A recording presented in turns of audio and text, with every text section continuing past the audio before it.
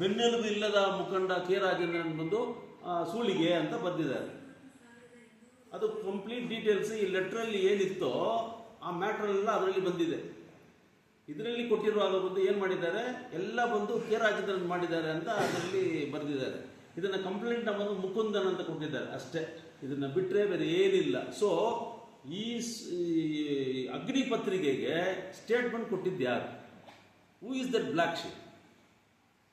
ನಮಗೆ ಅದು ಬೇಕು. ಆ ವಿಷಯ ಬಂದು ತಿಳಿಸ್ಬೇಕಂದ್ರೆ ನಿನ್ನೆ ನಾನು ಎಸ್ ಪಿ ಹತ್ರ ಡಿಸ್ಕಸ್ ಮಾಡಿದ್ದೀನಿ. ಎಸ್ ಪಿಗೆ ಆಲ್ರೆಡಿ ಬಂದು ನನಗೆ 4ನೇ ತಾರೀಕು ಈ ಪ್ರಕಟಣೆ ಆಗಿದೆ ಈ ಪತ್ರಿಕೆಯಲ್ಲಿ. 4ನೇ ತಾರೀಕು ಮಧ್ಯಾಹ್ನನೇ ಬಂದು ನನ್ನ ಅವಾಗ ಗುಜರಾತಲ್ಲಿ ಇದ್ದಾಗ ಈ ಥರ ಬಂದು ನಿಮ್ಮ ಬಗ್ಗೆ ಏನೋ ಬರೆದಿದ್ದಾರೆ ನೋಡಿ ಅಂತ ಕಳಿಸ್ಕೊಟ್ಟಿದ್ದಾರೆ. ಅದು ನೋಡಿದ ಮೇಲೆ ನಾನು ಅವತ್ತು ನೈಟೇ ಬಂದು ಎಸ್ ಪಿಗೆ ಬಂದು ಡೀಟೇಲ್ಡ್ ಒಂದು ಲೆಟರ್ ಒಂದು ಕಳಿಸ್ಕೊಟ್ಟಿದ್ದೀನಿ. The ethics of the newspaper has been completely damaged because without a person giving a news statement to the newspaper editor, a statement cannot be appeared. As per the Press Council of India Act 1973, there cannot be an act at all like that. ಯಾರಾದರೂ ಒಬ್ಬರು ಬಂದು statement ಕೊಡಬೇಕು, ಅದನ್ನೇ ಬಂದು ನೀವು ಇಟ್ಕೊಂಡು ನೀವು statement ಮಾಡ್ತೀರಾ. ಇಲ್ಲ ಅಂತ ಹೇಳಿದ್ರೆ ಎಲ್ಲೋ ಒಂದು ಕಡೆ ಒಂದು ಘಟನೆ ನಡೀತಾ ಇದೆ ಅಂತ ಹೇಳಿದ್ರೆ ನೀವು ರಿಪೋರ್ಟ್ ಮಾಡ್ತೀರಾ. There is no wrong in it. But ಇದು ಹಂಗಿಲ್ಲ. ಒಬ್ಬ ವ್ಯಕ್ತಿ ಬಂದು ವಸೂಲಿ ಮಾಡ್ತಾ ಇದ್ದಾರೆ ಅಂತ ಹೇಳಿ ಇವರು ಸ್ಟೇಟ್ಮೆಂಟ್ ಕೊಟ್ಟಿದ್ದಾರೆ. ಸೊ ಇದನ್ನು ಯಾರು ಕೊಟ್ಟಿದ್ದ ಅವರಿಗೆ? ಈ ವಿಚಾರ ಬಂದು it is completely defamation suit to be filed against that fellow. So ಅದನ್ನು ಬಂದು ನನಗೆ ಎಸ್ ಪಿ ಹೇಳಿದ್ದಾರೆ, ಸರ್ ನೀವೇನು ಮಾಡಬೇಡಿ, ನೀವು ನನಗೆ ಒಂದು ಡೆಫಮೇಷನ್ ಅಂತ ನನಗೊಂದು ಲೆಟ್ರ್ ಕೊಡಿ, ಅದ್ರ ಮೇಲೆ ನಾನು ಕ್ರಮ ತಗೋತೀನಿ ಅಂತ ಹೇಳಿದ್ದಾರೆ. ಸೊ ಇದನ್ನು ಬಂದು ಹೇಳಕ್ಕೆ ಮುಂಚೆ ಅವ್ರು ಏನು ಹೇಳಿದ್ರು, you please give a press briefing also. ಇದು ಯಾವ ರೀತಿ ಇದು ಹೆಂಗೆ ಬಂತು ಇದು ವಿಷಯ ಅನ್ನೋದು ಬಗ್ಗೆ ಸರ್ ಪುರುಷೋತ್ತಮ್ನವರೇ, this is been issued by the BGML ex employees association. ಇದರಲ್ಲಿ ಏನಿದೆ ನೋಡಿ, ಸುಮಾರು ಒಂದು 1000 ಅಪ್ಲಿಕೇಶನ್ಸ್ ಕಲೆಕ್ಟ್ ಮಾಡಿದ್ದಾರೆ. 1000 ಅಪ್ಲಿಕೇಶನ್ಸ್ ಅಲ್ಲಿ ಬಂದು ಅವ್ರದ್ದು ಸಂಪೂರ್ಣ ಮಾಹಿತಿ ಇದೆ, ಅಡ್ರೆಸ್ ಇದೆ, ಫೋನ್ ನಂಬರ್ ಇದೆ.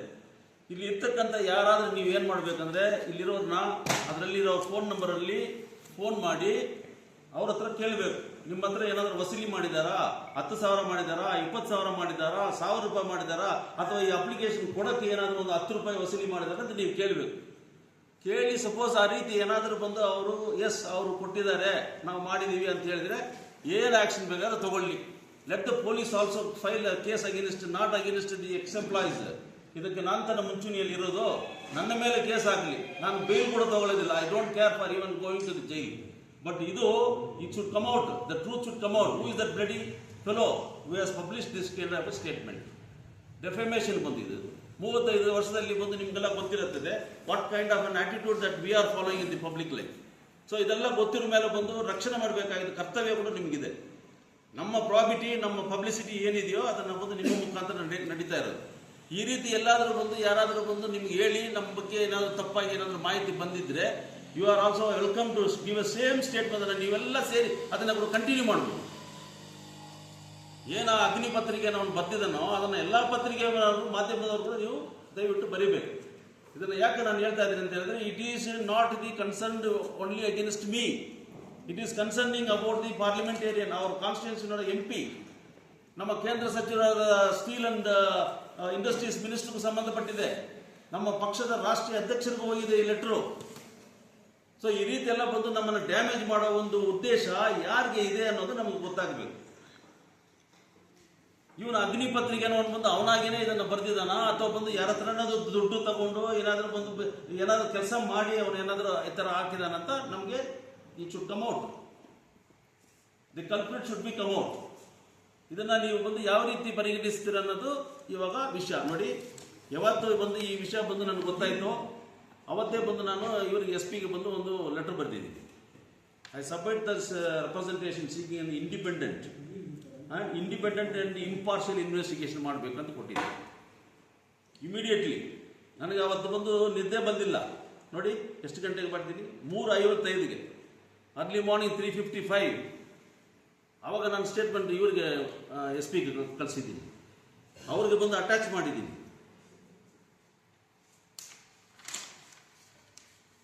This is the statement.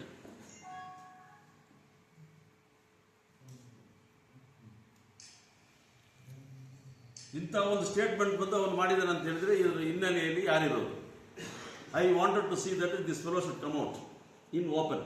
ಅವನು ತಿಳಿಸ್ಬೇಕು, ಹೌದು ಸರ್ ನನಗೆ ಇಂಥವ್ರು ಸ್ಟೇಟ್ಮೆಂಟ್ ಕೊಟ್ಟಿದ್ರು ಅಂತ ಹೇಳಬೇಕು. ಇಲ್ವಾ? ನೀವೆಲ್ಲ ಇದ್ದೀರಿ ಇಲ್ಲಿ, ನಾನು ಅದಕ್ಕೆ ಬಂದು ನೋಡಿ ಇದು ಎಷ್ಟು ಅಪ್ಲಿಕೇಶನ್ಸ್ ಇದೆ, ಇನ್ನೂ ನಾವು ಸಬ್ಮಿಟ್ ಒಂದೇ ಒಂದು ಕಾಪಿ ಮಾಡಿದ್ದೀವಿ ಅಷ್ಟೇ. ಡೆಲ್ಲಿನಲ್ಲಿ ಹೋಗಿ ನಮ್ಮ ಕುಮಾರಣ್ಣ ಹತ್ರ ಒಂದು ಕಾಪಿ ಕೊಟ್ಟಿದ್ದೀವಿ, ಇನ್ನೂ 3 ಕಾಪಿ ಬಂದು ನಾವು ನಮ್ಮ MP ಹತ್ರ ಕೊಟ್ಟಿದ್ದೀವಿ. ಸೊ ಈ ರೀತಿ ಇರುವಾಗ ಇದನ್ನು ಬಂದು ನೀವೇ ಬಂದು ಇಲ್ಲಿರ್ತಕ್ಕಂಥವರೇ ಬಂದು ಇನ್ವೆಸ್ಟಿಗೇಷನ್ ಮಾಡಿ. Even the media also is having the investigation capacity. ಅದನ್ನು ನೀವು ದಯವಿಟ್ಟು ನೀವು ಮಾಡಿಬಿಟ್ಟು ಯಾರಾದರೂ ಒಬ್ಬರು ಬಂದು ನಿಮಗೆ ಎಸ್ ಈ ಥರ ಬಂದು ನಮ್ಮ ಹತ್ರ ವಸೂಲಿ ಮಾಡಿದ್ದಾರೆ ಅಂತ ನೀವು ಹೇಳಿದರೆ, then you do whatever you want. I am ready to face any kind of consequences. See, this is the state doctor certificate ಕೂಡ ಕೊಡಿಸ್ತೀನಿಪ್ಪ.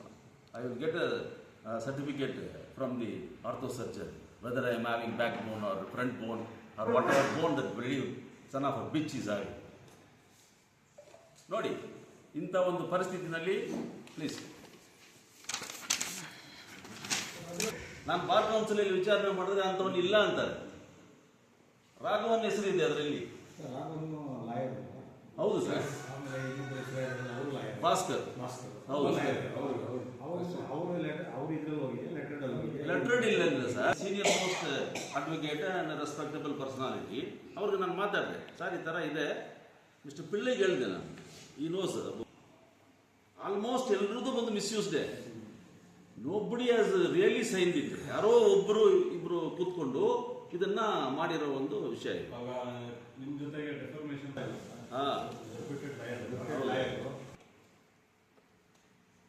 ಇಷ್ಟೇ ಬಂದಿರೋದು.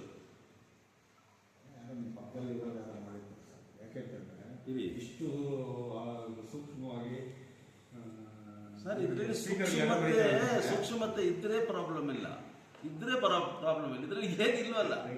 ನನ್ನ ಪಕ್ಕದಲ್ಲಿ ಇವ್ರು ಹಾಕೋಕ್ಕೋ ಅಥವಾ ಇವ್ರು ಹಾಕೋಕ್ಕೋ ಇದರಲ್ಲಿ ಲಾಭ ಏನಿಲ್ಲ. ಇದರಲ್ಲಿ ಲಾಭ ಯಾರಿಗಿದೆ ಅಂತ ನನಗೆ ಗೊತ್ತಿದೆ. ಅದನ್ನು ನಾನು ಮತ್ತೆ I will come to that point also.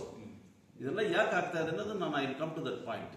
C, Rajendran and his associate to protect the privacy and rights of the citizens.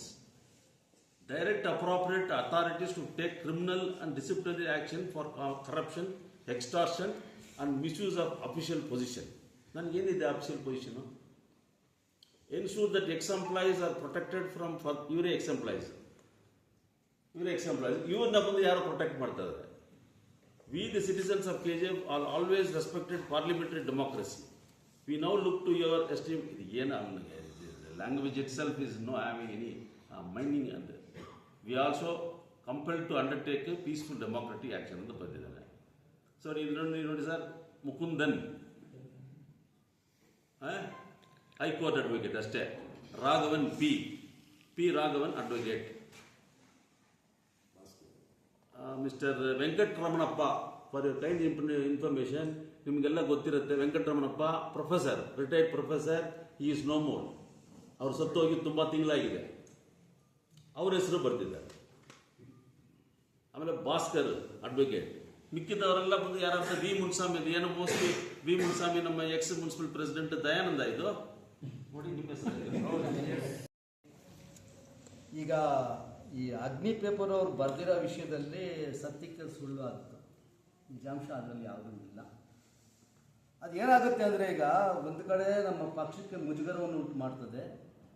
ಅದೇ ರೀತಿ ಇವತ್ತು ರಾಜೇಂದ್ರನ್ ಅವ್ರ ಹೆಸರನ್ನ ಇವತ್ತು ಇಲ್ಲಿ ಅದರಲ್ಲಿ ಆ ಪತ್ರಿಕೆಯಲ್ಲಿ ಅವ್ರು ಮಾಡಿರೋ ಒಂದು ರಿಪೋರ್ಟ್ಸ್ ನೋಡಿದಾಗ ಅದು ಖಂಡನೀಯ ವಿಷಯ. ಯಾಕೆಂದರೆ ಒಂದು ಮಾಧ್ಯಮದಲ್ಲಿ ಬರಬೇಕಾದ್ರೆ ವಿಷಯಗಳು ಸತ್ಯಾಸಂಗತಿಯನ್ನು ತಿಳ್ಕೊಂಡ್ಮೇಲೆ ಅದನ್ನು ಸುದ್ದಿ ಮಾಡಬೇಕಾಗ್ತದೆ.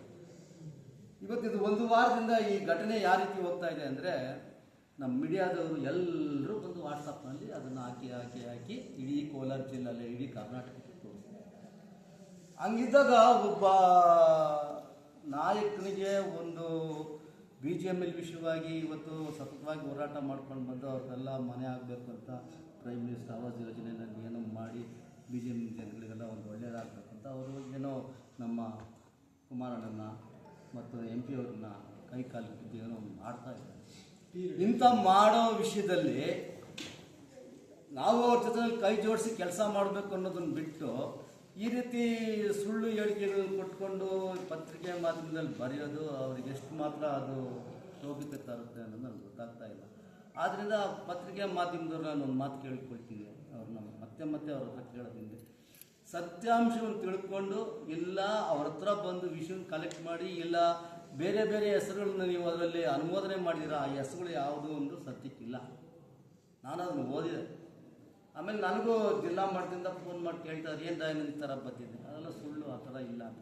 ಆದರೆ ನೀವು ಇವಾಗ ನಾವು ಅದನ್ನು ಬರೆಯಕ್ಕೆ ಬರೋದಿಲ್ಲ, ನಾವು ಮಾಡೋಕ್ಕೆ ಬರೋದಿಲ್ಲ ಅಂತ ನೀವು ವಾದ ಮಾಡಿದೆ ನಮ್ಮ ಮುಂದೆ ಇಟ್ಟಾಗ ನಾನು ಹೇಳಿದ್ದೇನೆ ಗೊತ್ತಾ, ಸತ್ಯ ಸತ್ತೋಗ್ತದೆ, ಸತ್ಯ ಉಳಿದಿದೆ.